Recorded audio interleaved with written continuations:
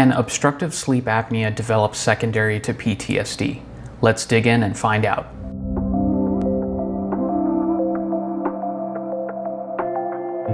Welcome back to the channel, folks. Dr. Sharma here, physician, board-certified psychiatrist, and Air Force veteran. Today we're talking about sleep apnea and how it can develop because of PTSD. Just for reference, I'm going to be talking about OSA in this video, which stands for obstructive sleep apnea. And of course, PTSD is post-traumatic stress disorder. We're going to be talking about the connections between these conditions from the standpoint of medicine and science, but also from the VA claims process. We're also going to be talking about a specific case, a veteran who I helped in the past, especially since I got feedback that case discussions have been helpful for you guys. First things first, people frequently ask me if PTSD causes OSA directly, and you'll get different answers on this depending on who you talk to. But here's the thing, right now, the scientific evidence on PTSD causing OSA directly is not strong when it comes to causation. Remember, association is not causation. There's a classic example which explains this. So you could create a chart from statistics that shows that an increase in ice cream sales leads to more crime in a given city. However, that's an association. It's not ice cream that's making people go and commit crimes, it's actually the heat. And I know that's a silly example, but it illustrates the difference between association and causation. There's a difference. And for the VA claims process, we need to have the statistical link that shows that association, but also we need to explain the mechanism of action by which something occurs. Now, to be fair, there are a few theories that might become more proven with time. The first one is what's called an arousal-based mechanism, where nightmares from PTSD would cause an individual to wake up and have an apneic episode, which is a gasping episode at night, which happens in OSA. There could be something there, but it's not enough to explain the literally hundreds of apneic episodes someone with OSA has throughout the night. Another theory is chronic activation of stress hormones causing what they call neural sensitization of the upper airway, leading to dysfunction and sleep apnea. This is certainly a possibility, although right now I don't think it's strong enough in the scientific literature to pose a strong case in the VA process. I'm not saying it's not possible, I'm just saying it's not that strong, and I do believe there will be more information coming out in the future about this. But let's talk through a case of a veteran I worked with in the past. As always, everything is anonymized, information is redacted. I did still get permission from the veteran to discuss the rating decision information, and I want to thank that veteran for giving me permission to speak about it. So let's take a look at the findings. I'll pull up the first part on the screen here. Entitlement to service connection for obstructive sleep apnea secondary to service-connected PTSD is granted. Resolving reasonable doubt in the veteran's favor, his current obstructive sleep apnea was shown to be secondary to service-connected PTSD. We always like seeing this. It's a favorable decision.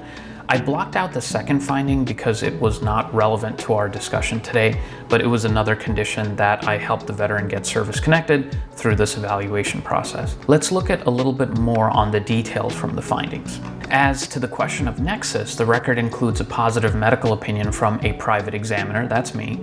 And in the exam, I noted that the medications the veteran was prescribed for insomnia were causing and aggravating the obstructive sleep apnea.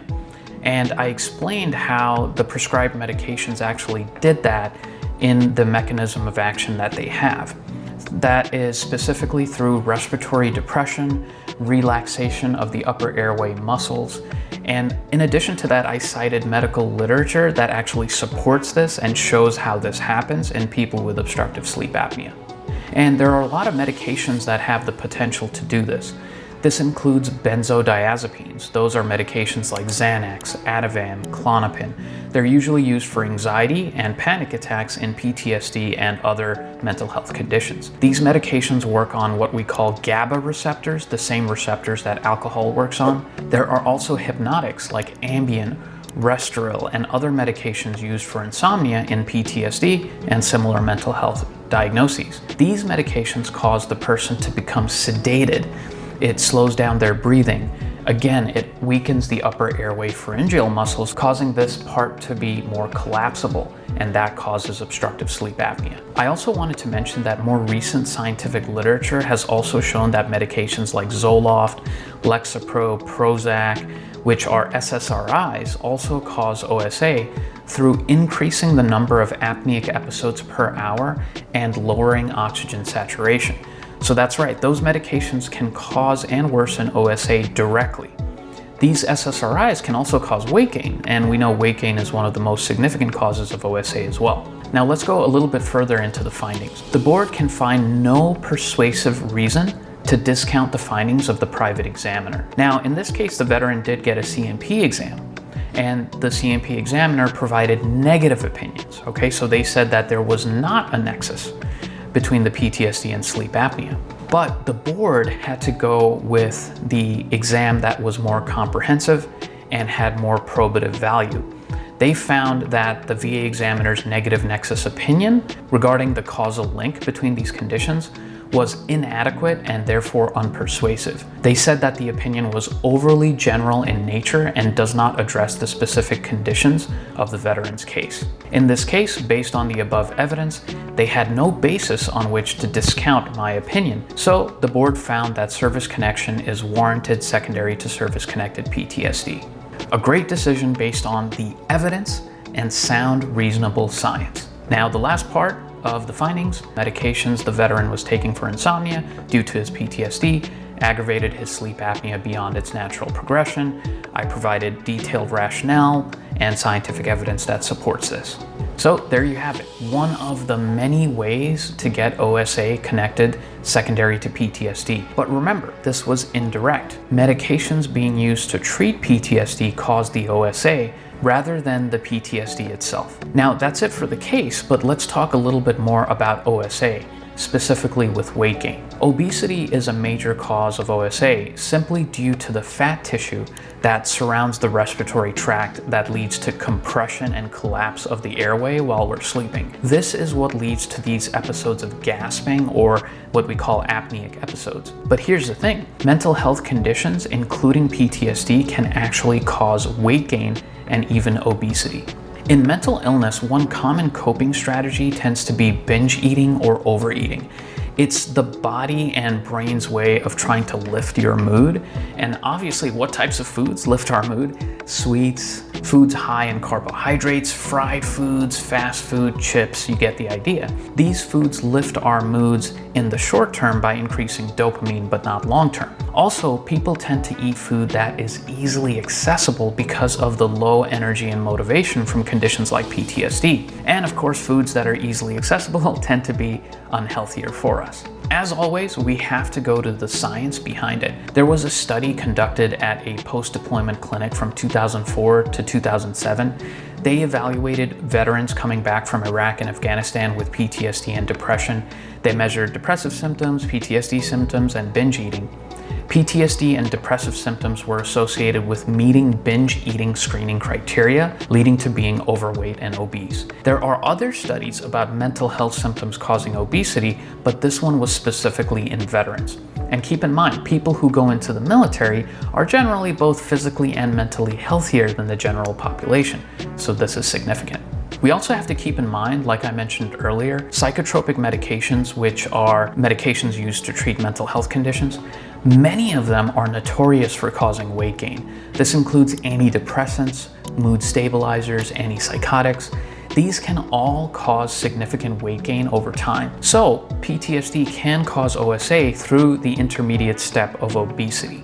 With OSA and VA claims, I tell everybody it's always better to use multiple factors to connect to the condition. So what do I mean by that? We have to be able to prove that there were multiple factors rooted in military service that led to the development of OSA. This can include medications being used to treat PTSD or PTSD causing binge eating and obesity like we talked about. It can also be heavy particulate inhalation.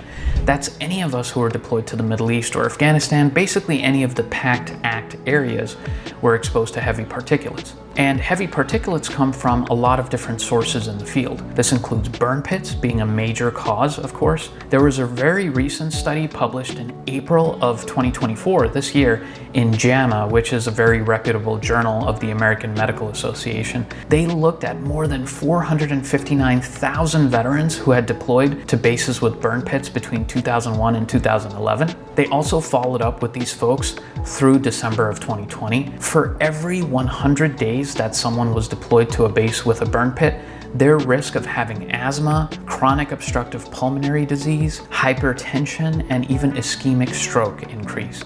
Other heavy particulates while deployed includes burning human waste in those big barrels using diesel fuel and MoGas, exposure to explosive residue from IEDs and mortars, sandstorms with fine particulates like silica.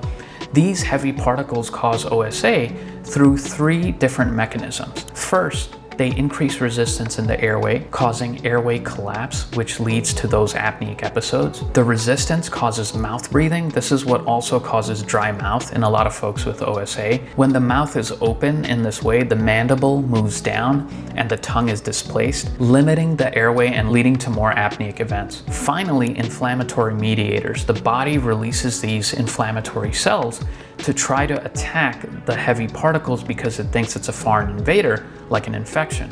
But instead, these cells cause more inflammation and guess what? More apneic episodes. So again, we have to look at each individual case and look for multiple factors that may be tied into military service. We also have to make sure that the connection is based on scientific evidence. I always say go back to the evidence. If the evidence is there, then the decision is clear. That's it for today's video. I hope you guys enjoyed it. Let me know if you like these case discussions and if they're helpful. They certainly help me in learning about how the process works and different strategies.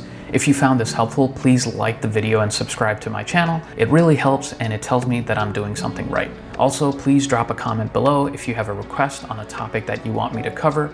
I'd be happy to do a video on it. As always, thanks for watching. Dr. Sharma signing off. See you next time.